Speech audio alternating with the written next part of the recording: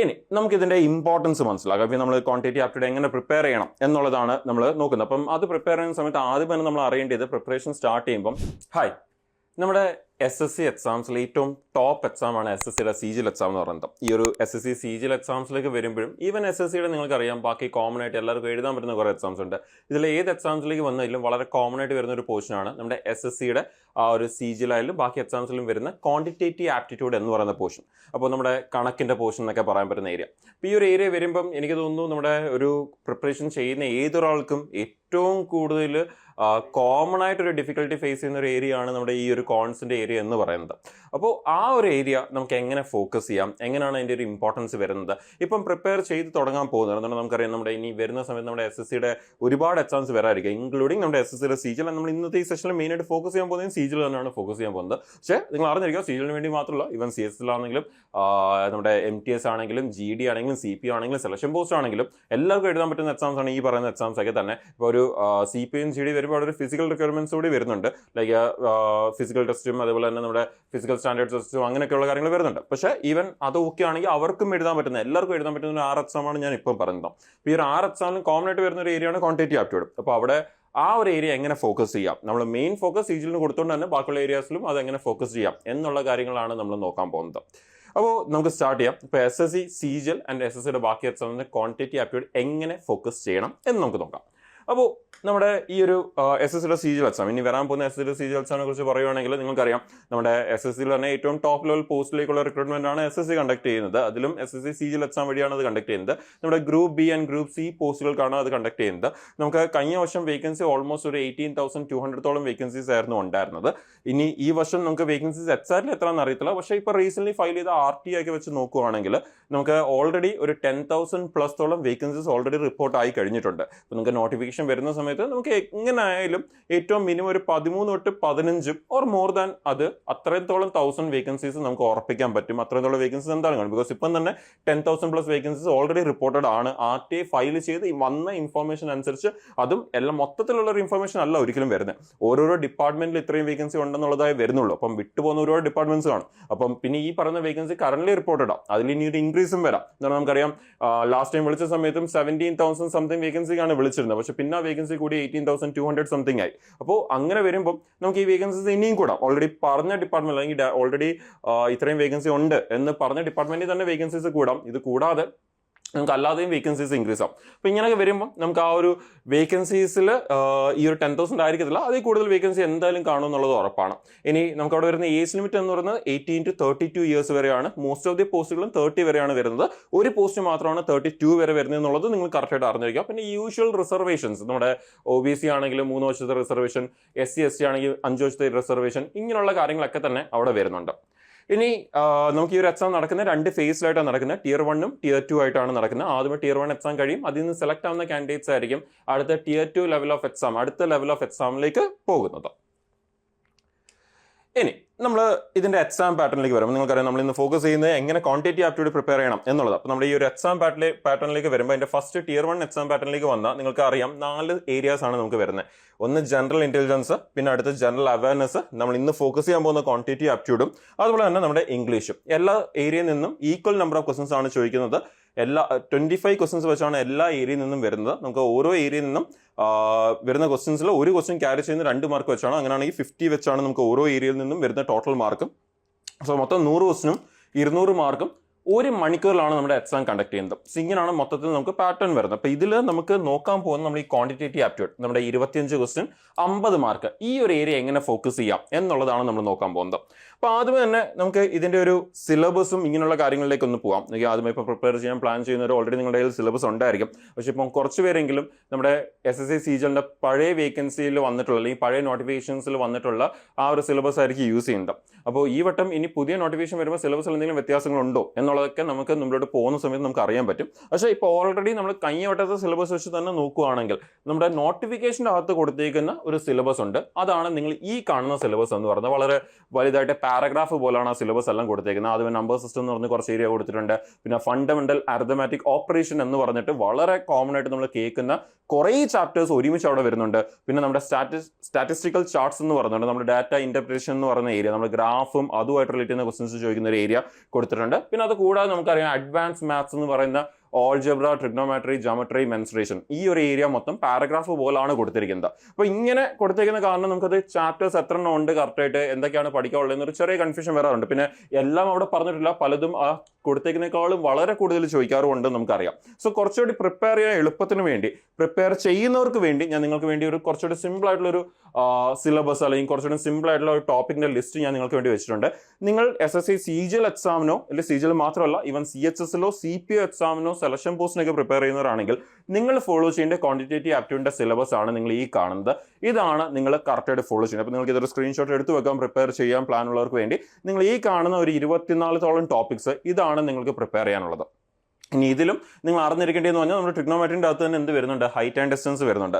നമ്മുടെ ജോമെട്രിയുടെ അകത്ത് തന്നെ എന്ത് വരുന്നുണ്ട്, കോർഡിനേറ്റ് ജോമെട്രി വരുന്നുണ്ട്. പക്ഷേ ഇമ്പോർട്ടൻ്റ് എന്താ എന്ന് പറഞ്ഞു കഴിഞ്ഞാൽ ഇപ്പം നമ്മുടെ നോട്ടിഫിക്കേഷനിൽ കൊടുത്തിരിക്കുന്ന സിലബസ് എടുത്ത് നമ്മൾ നോക്കുകയാണെങ്കിൽ നമുക്ക് അവിടെ ടൈം വർക്ക് കൊടുത്തിട്ടുണ്ട്. പക്ഷേ എന്ത് കൊടുത്തിട്ടില്ല, പൈപ്സ് ആൻഡ് സിസ്റ്റം കൊടുത്തിട്ടില്ല. പക്ഷേ പൈപ്സ് ആൻഡ് സിസ്റ്റം ടൈം വർക്കിന്റെ കൂടെ വരുന്ന ഒരു ചാപ്റ്റർ ആണ്. പക്ഷേ അതൊരു സെപ്പറേറ്റ് ചാപ്റ്റർ ആണ്. പക്ഷേ അത് നമ്മുടെ സിലബസിൽ സെപ്പറേറ്റ് പറയുന്നില്ല. പക്ഷേ അതിൽ നിന്ന് ക്വസ്റ്റ്യൻസ് ചോദിക്കാറുണ്ട്. അപ്പോൾ അതാണ് ഞാൻ നേരത്തെ പറഞ്ഞത്, നമുക്ക് സിലബസിൽ നമുക്ക് ആ നോട്ടിഫിക്കേഷനിൽ തന്നേക്കുന്ന സിലബസിൽ ഒരുപാട് ടോപ്പിക്സ് എന്തുണ്ട്, മിസ്സിംഗ് ഉണ്ട്, അല്ലെങ്കിൽ പ്രോപ്പർലി തന്നിട്ടില്ല. പിന്നെ ചിലതൊക്കെ വളരെ എലാബറേറ്റഡ് ആയിട്ടാണ് തന്നിരിക്കുന്നത്. അപ്പോൾ പക്ഷേ അതിൻ്റെ അകത്ത് മിസ്സിംഗ് ഒരുപാടുണ്ട്. അപ്പോൾ അങ്ങനെയുള്ള കാര്യങ്ങൾ അറിയാൻ വേണ്ടി കൂടി നിങ്ങൾക്കത് പ്രിപ്പയർ ചെയ്യാനത്ത് നിങ്ങൾ ഫോളോ ചെയ്യേണ്ട ഒരു ഓർഡർ കൂടിയാണ് ഇതെന്ന് പറയുന്നത്. എന്ന് പറഞ്ഞാൽ ജസ്റ്റ് ആ സിലബസിന് ചുമ്മാ റാൻഡം ആയിട്ട് ഇട്ടേക്കും അല്ല, ഈ കൊടുത്തിരിക്കുന്ന ആ ലിസ്റ്റിലെ അതേ ഓർഡറിലാണ് നിങ്ങൾ പ്രിപ്പറേഷനും കൊണ്ടുപോകേണ്ടത്. ലൈക്ക് ആദ്യമേ starting from simplification, then number system, പിന്നെ അങ്ങനെ താഴോട്ടാണ് നിങ്ങൾ ഓരോ ചാപ്റ്ററിനെയും നിങ്ങൾ പ്രിപ്പയർ ചെയ്ത് കൊണ്ടുപോകേണ്ടത്.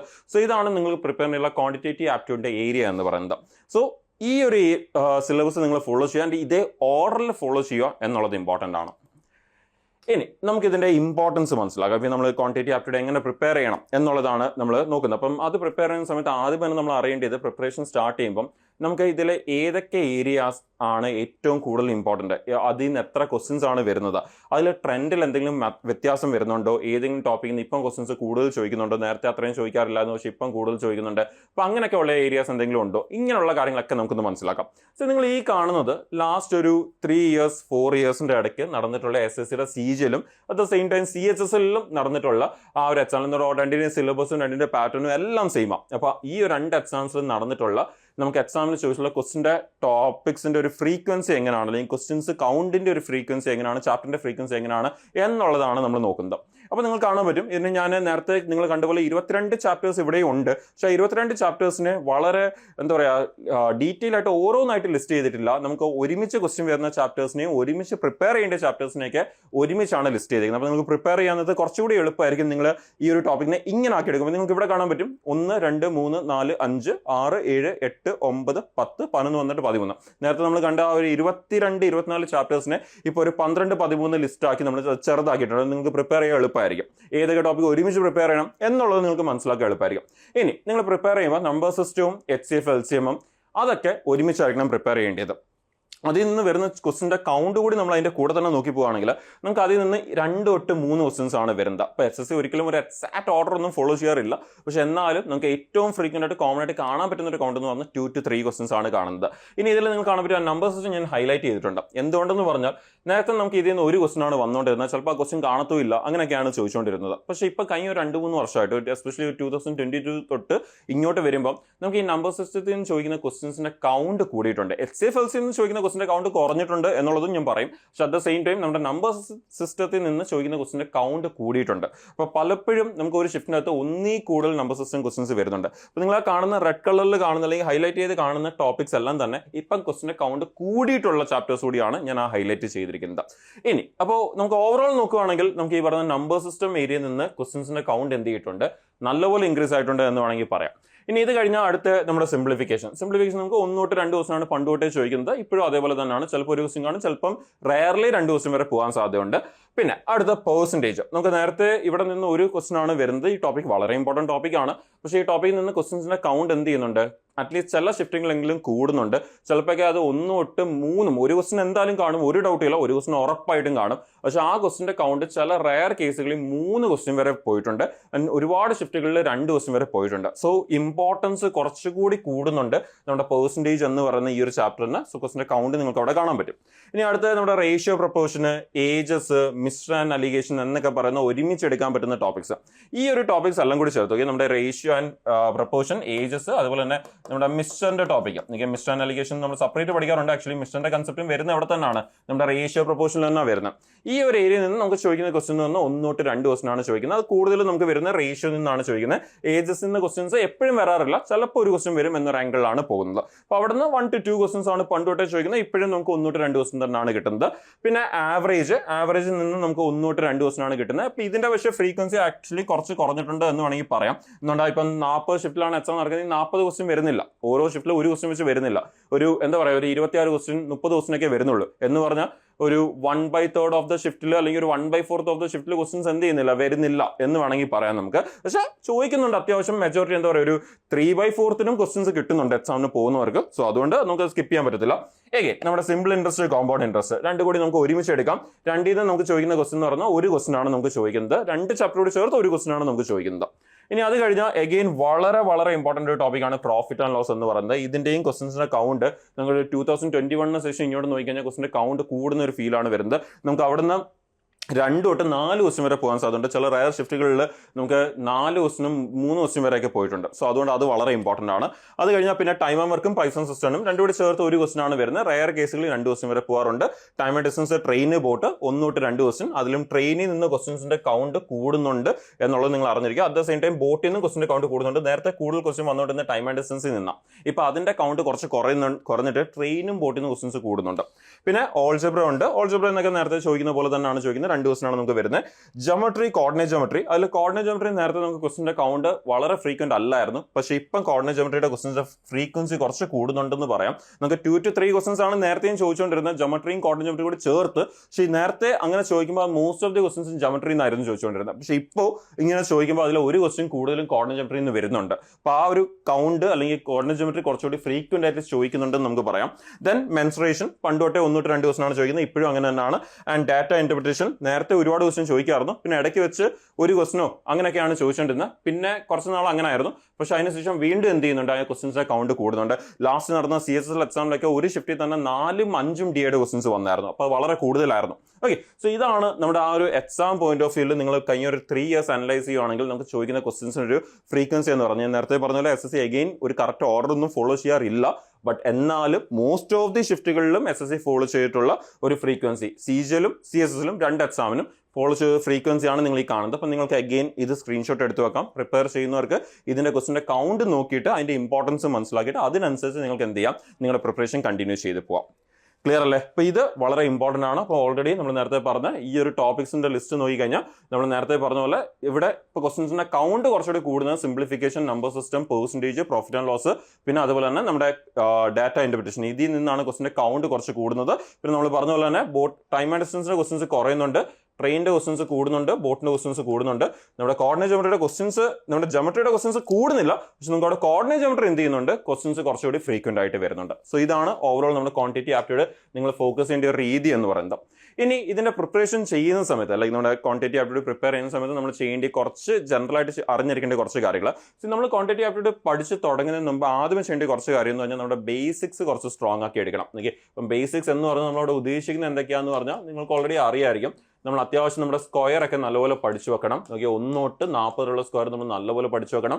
അതിന്റെ മേളിലോട്ടുള്ള ഇമ്പോർട്ടൻ്റ് ആയിട്ടുള്ള നമ്പേഴ്സ് എല്ലാം നമ്മൾ ഓൾറെഡി അങ്ങ് പഠിച്ചങ്ങ് വെക്കണം. ബാക്കിയുള്ള ഷോർട്ട് കട്ട്സ് ഒക്കെ യൂസ് ചെയ്ത് നമ്മൾ കണ്ടുപിടിക്കണം. അതുപോലെ നമ്മൾ ക്യൂബ് ഒക്കെ അത്യാവശ്യം നല്ലപോലെ പഠിച്ചു വെക്കണം.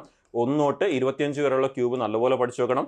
അതുപോലെ ടേബിൾ നമുക്ക് വളരെ ഇമ്പോർട്ടൻ്റ് ആണ്. ടേബിളൊക്കെ നിങ്ങൾ 1 തൊട്ട് 20 വരെയുള്ള ടേബിൾ എല്ലാം പഠിച്ചു വെക്കണം. അതിന്റെ എല്ലാ ടേബിളിന്റെയും 20 വരെ പഠിച്ചു വെക്കണം. അത് വളരെ ഇമ്പോർട്ടൻ്റ് ആണ്. ലൈക്ക് 1x9, 2x9 അങ്ങനെ 20x9 വരെയും നിങ്ങൾ പഠിച്ചു വെക്കണം. നിങ്ങൾക്ക് ഒരുപാട് റഫ് വർക്ക് കുറയ്ക്കാൻ പറ്റും.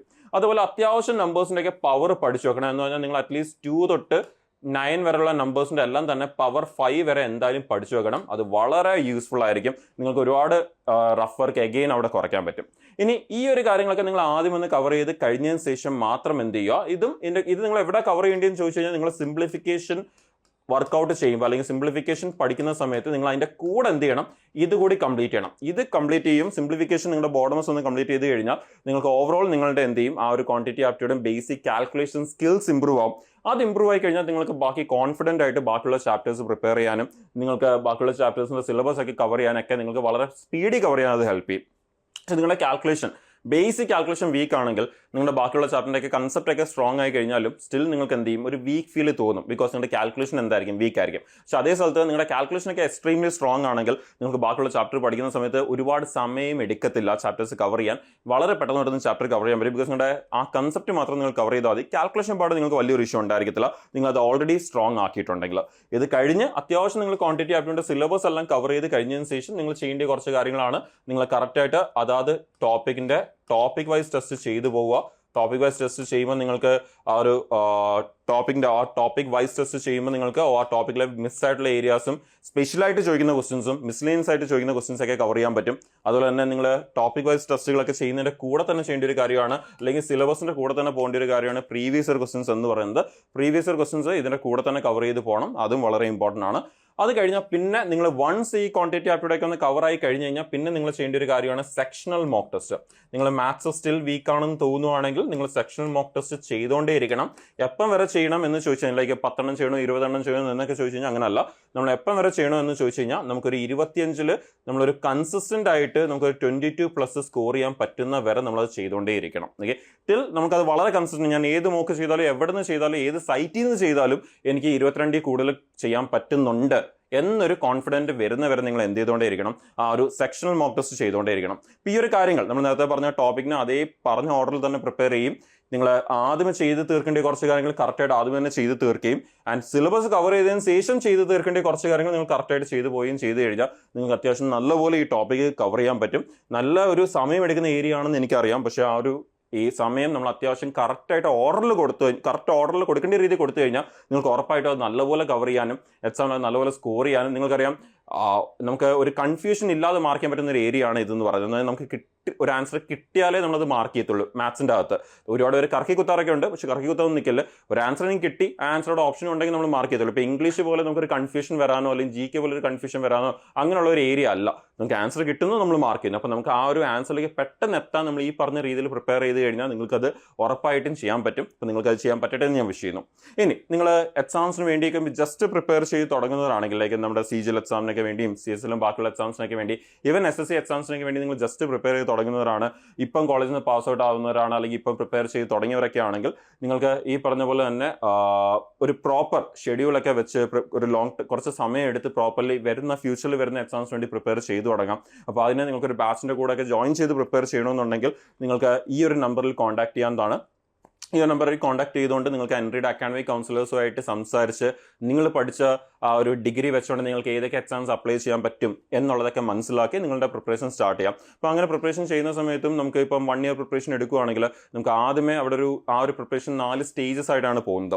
ആദ്യമേ ആ ഒരു സിലബസ് കവറേജ് ഒക്കെ വരും. അതിനുശേഷം പിന്നെ നിങ്ങളുടെ വീക്ക് ഏരിയ ഫോക്കസ് ആയിരിക്കും ചെയ്യുന്നത്. അത് വിത്ത് മെന്റർ സപ്പോർട്ടോടായിരിക്കും നിങ്ങളുടെ വീക്ക് ആയിട്ടുള്ള ഏരിയാസ് നിങ്ങൾക്ക് ഫോക്കസ് ചെയ്യാൻ പറ്റുന്നത്. അതിനുശേഷം പിന്നെ മോക്ക് ടെസ്റ്റുകളൊക്കെ ചെയ്യാനുള്ള ഒരു സ്റ്റേജും ആൻഡ് ഫൈനലി നിങ്ങൾ അത്യാവശ്യം Tier 1 ഓക്കെ ആണ് എന്ന് നിങ്ങൾക്ക് മനസ്സിലായി കഴിഞ്ഞാൽ നിങ്ങളുടെ Tier 2 ലെവലിലുള്ള ക്വസ്റ്റ്യൻസിന്റെ പ്രാക്ടീസും അങ്ങനെയൊക്കെയാണ് പോകുന്നത്. അപ്പോൾ അവിടെ നമുക്ക് റെക്കോർഡ് ക്ലാസ്സസ് എന്തായാലും വരും. നിങ്ങൾക്കറിയാം ഓൺലൈൻ ക്ലാസ്സസ് എന്ന് പറയുമ്പോൾ റെക്കോർഡ് ക്ലാസ്സസ് എന്തായാലും വരും. അതുകൂടാതെ നിങ്ങൾക്ക് വീക്ക്ലി ലൈവ് ക്ലാസ്സസ് കാണും. പിന്നെ ക്വിസുകളും മോക്ക് ടെസ്റ്റുകളും അങ്ങനെയുള്ള കാര്യങ്ങളൊക്കെ തന്നെ നിങ്ങൾക്ക് അവിടെ കിട്ടുന്നതായിരിക്കും. അപ്പോൾ ഇതെല്ലാം വെച്ചുകൊണ്ട് കറക്റ്റ് ഒരു ഷെഡ്യൂൾ ഫോളോ ചെയ്ത് പ്രിപ്പയർ ചെയ്ത് പോകുകയാണെങ്കിൽ നിങ്ങൾക്ക് ഉറപ്പായിട്ടും വരുന്ന സമയത്ത് വരുന്ന എക്സാംസ് എന്ത് ചെയ്യാൻ പറ്റും, നല്ലപോലെ ക്ലിയർ ചെയ്യാൻ പറ്റും. ഇപ്പോഴും നല്ല സമയമുണ്ട്. നമുക്ക് വരുന്ന ഈ വർഷത്തെ എക്സാംസ് തന്നെ നമ്മുടെ CGL ആയാലും CSL ആയാലും ഇപ്പോഴും ഡേറ്റ് വന്നിട്ടില്ല. സോ അതുകൊണ്ട് തന്നെ നിങ്ങൾക്ക് എങ്ങനെയായാലും ഒരു 3 months ടൈം ഇപ്പോൾ എന്തായാലും ഉണ്ട്. ഏറ്റവും അടുത്ത് വരുന്ന എക്സാം നോക്കിക്കഴിഞ്ഞാൽ അതുപോലെ CSL MTS ഒക്കെ നോക്കുകയാണെങ്കിൽ പിന്നെയും 4, 5, 6 മാസമൊക്കെ നമുക്ക് സമയം കിട്ടുന്നുണ്ട്. അപ്പോൾ ഇതിനൊക്കെ വേണ്ടി നിങ്ങൾ എത്രയും പെട്ടെന്ന് തന്നെ പ്രിപ്പയർ ചെയ്ത് തുടങ്ങുക. ഇനിയിപ്പോൾ സമയം വേസ്റ്റ് ചെയ്യല്ല. അത്യാവശ്യം നല്ല വേക്കൻസീസ് ഉണ്ട്, നല്ലൊരു ഓപ്പർച്യൂണിറ്റിയാണ്. ഈ വർഷം തന്നെ നിങ്ങൾ നല്ലൊരു ഈ ഒരു എക്സാംസ് ഒക്കെ ക്ലിയർ ചെയ്ത് അടുത്ത വർഷം 2026 ആകുമ്പോഴത്തേന് നിങ്ങൾക്ക് നല്ലൊരു സെൻട്രൽ ഗവൺമെന്റ് ജോബിലേക്കൊക്കെ എത്തിച്ചേരാൻ പറ്റും. അതോടെ നിങ്ങളുടെ ലൈഫ് മാറും, നിങ്ങളുടെ ഫാമിലിന്റെ ഒരു എന്താ പറയുക ഓവറോൾ സോഷ്യൽ സ്റ്റാറ്റസ് ആയാലും അങ്ങനെയൊക്കെ ഉള്ള കാര്യങ്ങളൊക്കെ തന്നെ മാറും. ഒരു കംപ്ലീറ്റ് ന്യൂ സ്റ്റാർട്ട് ആയിരിക്കും അതെന്ന് പറയുന്നത്. അപ്പം അതൊക്കെ നിങ്ങൾക്ക് ചെയ്യാൻ പറ്റട്ടെ എന്ന് ഞാൻ വിഷ് ചെയ്യുന്നു. അപ്പോൾ ഇതിനെക്കുറിച്ചുള്ള ഇനി കൂടുതൽ ഇമ്പോർട്ടൻ്റ് ആയിട്ടുള്ള അപ്ഡേറ്റ്സും CGLന്റെ എക്സാമിനൊക്കെ വരുന്ന നോട്ടിഫിക്കേഷൻ വരുന്ന അപ്ഡേറ്റും കലണ്ടറിനെ കുറിച്ചൊക്കെ ഉള്ള അപ്ഡേറ്റ്സ് ഒക്കെ തന്നെ വരുമ്പോൾ നമ്മൾ ഇവിടെ തന്നെ ഡിസ്കസ് ചെയ്യുന്നതായിരിക്കും. സോ നിങ്ങൾ കറക്റ്റായിട്ട് ചാനൽ ഫോളോ ചെയ്തുകൊണ്ടിരിക്കുക, ആ ഒരു കാര്യങ്ങളൊക്കെ തന്നെ ഒന്നും മിസ്സാവാതിരിക്കാൻ വേണ്ടി. അപ്പോൾ നമുക്ക് ഫ്യൂച്ചറിൽ ഇതിനെക്കുറിച്ചുള്ള കൂടുതൽ ഡീറ്റെയിൽസ് ഒക്കെ ആയിട്ട് അപ്ഡേറ്റ്സ് ഒക്കെ ആയിട്ട് തന്നെ നമുക്ക് വീണ്ടും ഇവിടെ തന്നെ മീറ്റ് ചെയ്യാം. താങ്ക്